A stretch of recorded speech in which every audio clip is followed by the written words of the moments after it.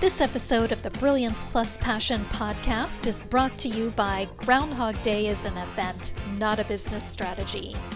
Are you ready to finally solve those pesky issues that keep holding back your business success and never seem to go away?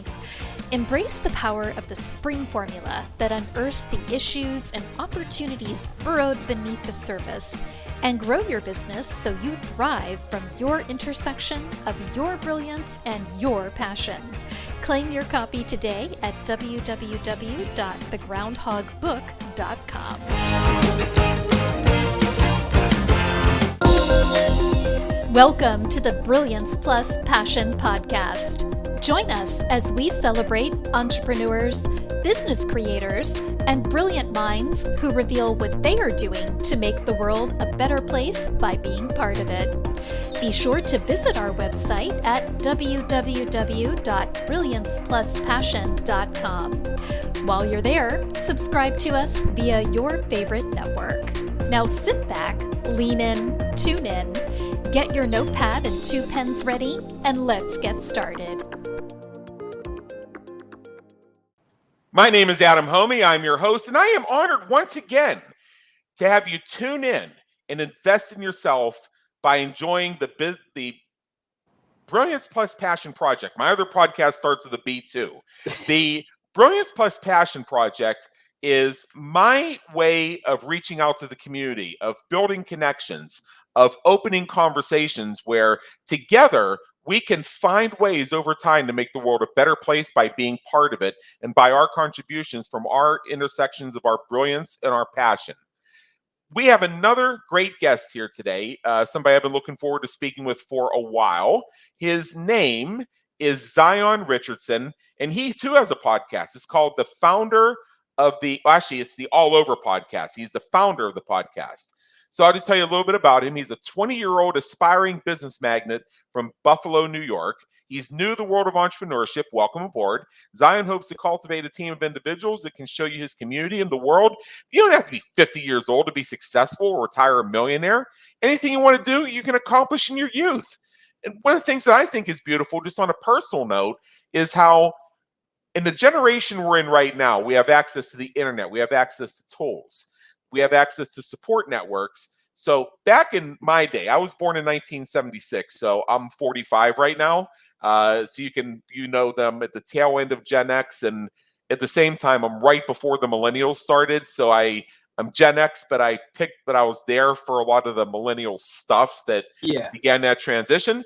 And I barely had at the time the resources to tell me that I could have done my adolescence, my education, my early professional development a lot differently. So that's one of my passions, is to help people see that there are other ways to blaze your trail in the world. And that's part of why I want to speak with Zion here. So let's dive in with our questions. I touched on it, but let's have you expand on it with anything else you have to add. How does the work you do make the world a better place for your clients, customers, and the world at large? Okay, so as of right now, let's do this step by step. So as a podcast host, my podcast is called the All Over Podcast, and we don't just have a set topic. We talk about a range of things. We could talk about mental health. We may cover pop culture. We may cover domestic violence or things of that nature. So I think that it's important that people see that, young 20-year-olds, we have a seat at this table to have these discussions. We don't have to be deemed immature or like, oh, you don't know anything, you're young. We can have a thoughtful, intellectual conversation about what's going on in the world around us, because, we're up next, so we have to know what's going on now. Right. And, what's interesting is I have had a chance to check out the All Over podcast. I haven't had a chance to listen to any episodes yet, but just by looking at your titles and seeing some of the things you cover, you get into pop culture, you get into youth and entrepreneurship, you also get into some social issues. And, just by looking at my political party registration with the Secretary of State of Nevada, you would think that you and I are exact opposites. But the fact is, when I actually look at your points and your positions on some of the issues, we're actually a lot closer than the media would have us believe. Mm-hmm. I have this fervent belief that in our society, there is a generalized, and this is a slight oversimplification, there's a generalized agreement on the what and the why. Where we diverge is the how and by whom. Yes, yeah, absolutely.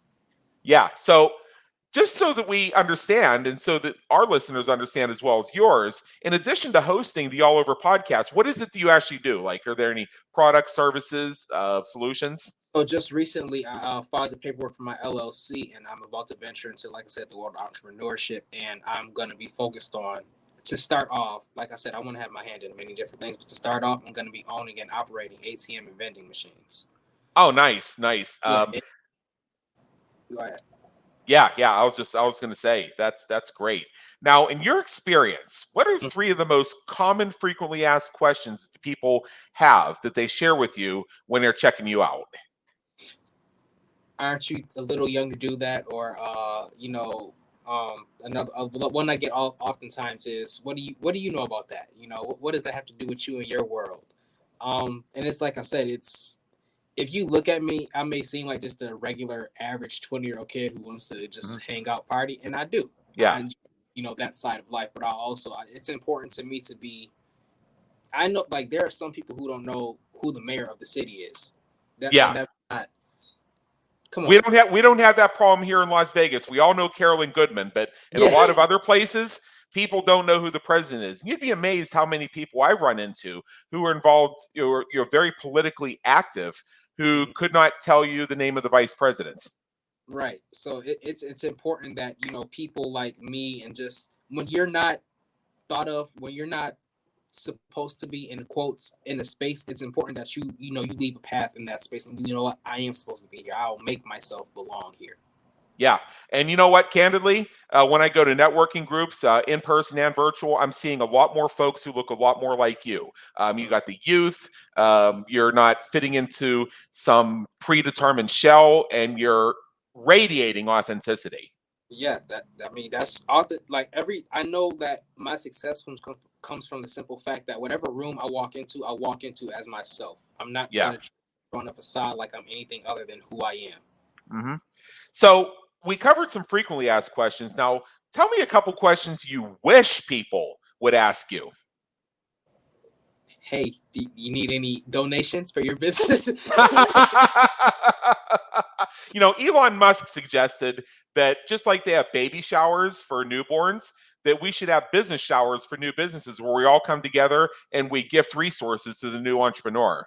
Yes, that we should, because I need capital now. This is a new business, and capital is important. I've been, looking for business grants and all that, but yes. But aside from, ask for donations, just, hey, how can I help you on your journey? Whether it's coming to work for me, if that's something you want to do, or just helping out any way you can, or just being like, how can I be there for you? Because I'm like just getting my foot in the door, and I realize that entrepreneurship isn't easy. A lot of people think you quit your job to focus on your craft full time and things get better. No, they get worse. You don't have that stability there, but you know what? You know that this is going to be my thing. A lot of people be like, oh, well, to start a business, you need to find something you're good at. Well, I found what I'm good at. I'm good at whatever I want to be good at. Yeah. I don't have to just focus on one thing. That's why, I don't have a brand specific name. It's a whole LLC, and brands can come from that. Yeah. And what's great about the name, the All Over podcast, is you're giving yourself the space. I believe you do this in tandem with your cousin. So you two are giving yourself the space to have this journey of exploration where, yes, you're entering the entrepreneurial space, you're looking for where your niche is, and at the same time, you're opening it up to conversations that will help you find it. You take a job, for instance, and they hand you a job description, and they say, this is what you do. In fact, this is you. Right. But in our world, you don't have to do that. And hey, you know what? You do one business. Let's say you become a business coach to startups, which could be a niche for you as you go through your journey. And then you decide 2 weeks later, hey, I have an opportunity to get involved in, let's just say, CBD or something like that. You can do both. Right.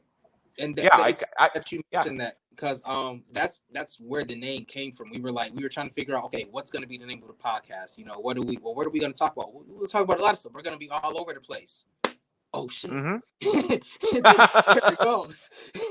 Yep. My other podcast is called the Business Creators Radio Show. It's a generalist show about entrepreneurship. The conversations are much longer. They're an hour long. We get really deep with stuff. And they're also audio only so that I can walk around doing the raise the roof thing while I'm hearing all the great stuff. Yeah. And also so I can drink whatever I want, because usually by the time I'm done with them, I'm ready to celebrate something. Yeah. Hey, you Yeah. gotta celebrate your wins. Hell yeah. All right, so let's shift for a minute and we go to the second part of this now. And this is where we get to have some fun. So first of all, Zion, what would people who know you be surprised to learn about you? That I'm actually very business minded, and even from a young age, I didn't know it, but as I learned, is like I've always looked at things from a business perspective. So I always kind of like what's the deal in this, or even even as a kid, I've been like okay, you scratch my back, I'll scratch yours, or like very innovative with how I think and all that, and very analytical. So I've always tried to approach things from a business perspective. Yeah. When I was in college, I went to Penn State. My major was political science. I thought I was going to be a lawyer, and then I changed my mind on that. But aside from doing my term papers and such, I spent a lot of time building out and then tweaking the system in my Camaro. So on the internet, I was on a lot of the early e-commerce sites, custom stereo equipment designed for the third generation Camaro. I was studying bandpass effects, SPL, competition auto sound, ways to mix and match components. And along the way, I found a few opportunities to actually get in businesses as resellers of some of this stuff. And in the mid 1990s, customization of the third generation F-body vehicles, your Camaros and your Firebirds, was a really hot market. But the thing is, I didn't know, there were three things I didn't know. I didn't know what I didn't know. I didn't know what questions to ask, and I didn't know the questions were available to ask. Here in 2022, I know the answer to this one is I'm in. I just need to find a jumpstart funding source, and I have a bunch of people I can ask that I can either get a loan from, get a grant from, or actually bring in as a partner if need be. And the marketplace, while I was hanging around some of those communities, the auto sound circuit and things like that, I knew a lot of people who were interested in building systems. I knew a lot of people who had third generation F bodies. I could have made a lot of money, but I just, again, didn't know what I didn't know what questions to ask. I didn't know what the questions were. And that's what I like about what you're doing, is you're opening conversations that help people see that this body of knowledge is available if they just ask for it. Yeah, we have all the time we live in, we have all the information in the world, but information without understanding is useless. So we try to provide context and understanding to the information that we put out. We don't just tell you something, all right, next topic, now we're going to try and give you understanding to it. Exactly. So what do you hope people say about you when you're not around to hear it? That he's a nice person. He cares about people. My biggest thing is I want to help people, and just that I'm all around a nice guy. You want to be, you want to be known like, I know that if I need something, he's there, because if I'm able to do something for someone, I'll do it. Yeah. Yeah. What motivates me most of all is a problem to solve. If you could go back in time, and I know you've only got 20 years so far, but there's got to be something, and change one thing you've done or one thing you've happened, what would that be and why? I wouldn't go to college. Okay. I'm curious as to your reason why, if you're willing to share. Yeah, I'll share. I feel like college is something that was, like a lot of children, it was forced on me after high school, and the college was just like something you do after high school. And I spent a lot of money on college and not be interested in it at all. And I feel like sometimes college works for people, but other times college is a roadblock to what you really could pursue. Yeah. And the time that I could spend studying or doing papers, I could have, been using to, chase my dreams or perfect a craft or whatever. So I probably wouldn't have gone to college. I actually would have gone to college, and we're going to go a couple minutes over on this interview because this is so interesting. I would have still gone to college, but I would have taken what's known as a gap year. I was just too young, and because of my chronological age, I was always the last for everything. Imagine for yourself being at Penn State, and not being able to take a legal drink of alcohol in a bar until the middle of your senior year. Yeah, that first thing is I'm inserting a gap year on that thing right then and there. And I'm Mhm. spending that gap year on a combination of doing things for fun and also hustling, bringing money in so that I'm more of a nest egg to cover more of the beer money, candidly. Now, I also have an MBA from Duquesne University in human resource management. That one I would keep as is pretty much. It was a really great experience, and I have monetized it to the point where it's more than paid for itself. The thing is, I just didn't put that money directly back toward my student loan payment, so I still owe a bit of money on that. But hey, that's life. Now, Yeah. what famous person, alive or dead, would you like to meet, and what question would you have for them if you had the opportunity?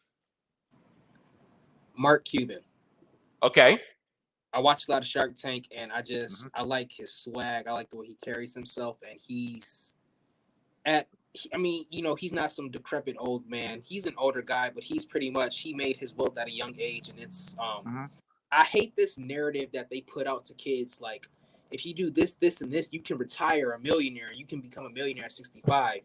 And like I said before, who wants to be? Yeah, you can work out and keep yourself in shape or whatever, but Father Time's always going to win. So, who wants to retire at 65 and have millions of dollars, but now you can't enjoy the things you wanted to do in your 20s? Why not be a Yeah, millionaire in your 20s and 30s and yeah, 40s? be a millionaire in your 20s and 30s. And you know what? Some of your most famous people have been millionaires and been down and out more than 3 times each. Yep. Here's what they all have in common. They achieved it once. So when the market changed or something happened in their life or they just got stupid and blew it or whatever happened or they had experienced some tragedy that drained out their bank accounts, they were in a position of I did this once. I know how. I'll just go do it again. I can do it again because you have the Yeah. knowledge. And the good thing about failing is, okay, now I know not to do this time. Yeah, that's absolutely the case. So as far as Mark Cuban, I like him too. And the thing that strikes me as well, and if we're going to get back to opinions and viewpoints and everything, he Mm-hmm. is an opinionated man, but he does it in a way where he speaks for himself.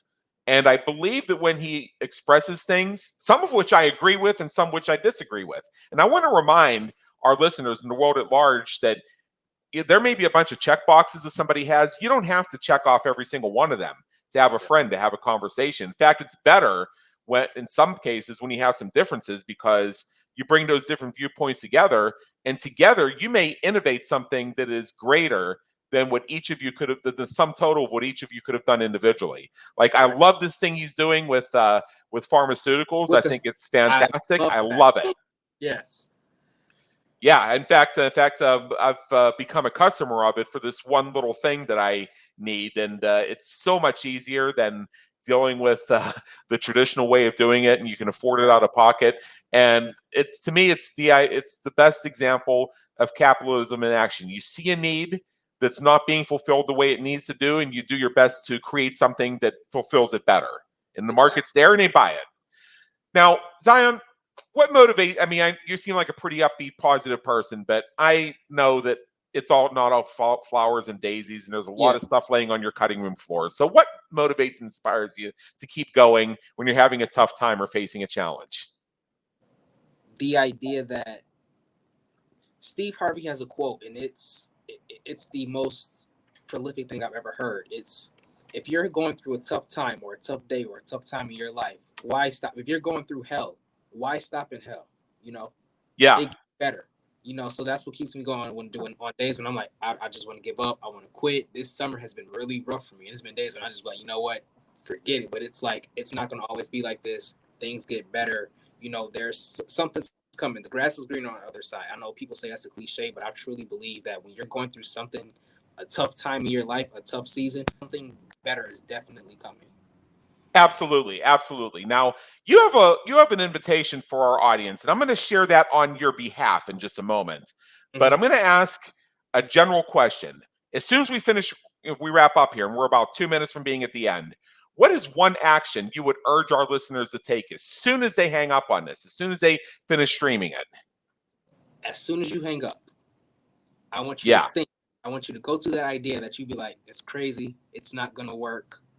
It's this is the most asinine thing I've ever thought of. I want you to Mhm. think of what that idea is, and I want you to do it.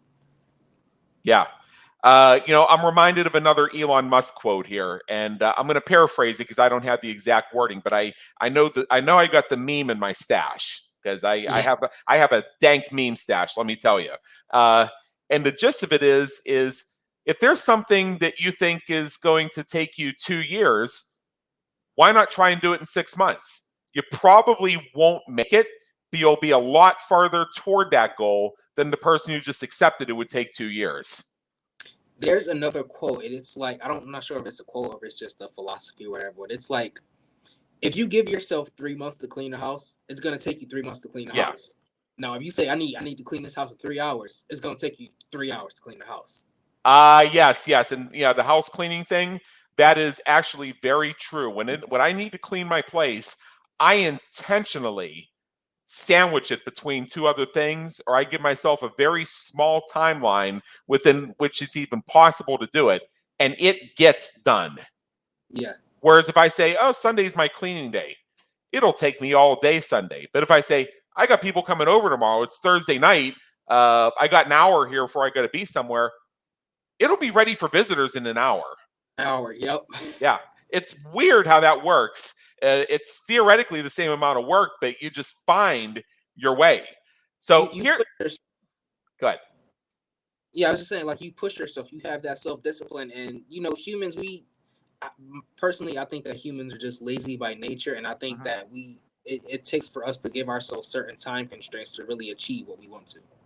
Absolutely. All right, so here's the invitation, and from your perspective, it's an invitation to connect, and it's an invitation to a conversation. Those of us who are watching this on YouTube or on the video version of this on the blog post on brilliancepluspassion.com can see the link. For everybody else on all of our other streaming platforms and those who are out and about doing their thing without a video view, I'm going to say it out loud twice. It's a Linktree link, so linktr.ee/all over pod. One more time. Yeah. linktr.ee/all over pod. And mostly these are links to various places you can find the All Over podcast. But within those links, you have the opportunity to subscribe, you have the opportunity to comment, and there are engagement points where you can connect with Zion directly. I would also encourage you to check Zion's platform on our website, and you'll see that we've also included his Instagram link if you want to reach out to him there. So Zion Richardson, thank you so much for being with us today. It's been an honor, and believe me, in education. Thank you for having me. Thank you for tuning into the Brilliance Plus Passion podcast, where we celebrate entrepreneurs, business creators, and brilliant minds who are making a difference for their community, market, and audience. Remember to visit our website at www.brilliancepluspassion.com and enjoy even more great episodes like this one. Again, while you're here, subscribe to us via your favorite network. We look forward to seeing you next time on the Brilliance Plus Passion podcast.